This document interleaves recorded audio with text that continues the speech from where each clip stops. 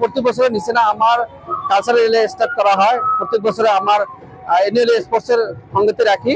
আমি cultural relay এটা আরম্ভ করি বিভিন্ন অসমীয়া কৃষ্টি কালচার আর সংস্কৃতির বেশ করি আর এৱাৰনেছ প্রোগ্রাম আমি ব্যবস্থা করব আর জানি সময় শিক্ষার্থীক কমন এটা মেসেজ দিব পাৰো যে আমার পুরোনো সংস্কৃতি ধরে রাখিব পাৰো।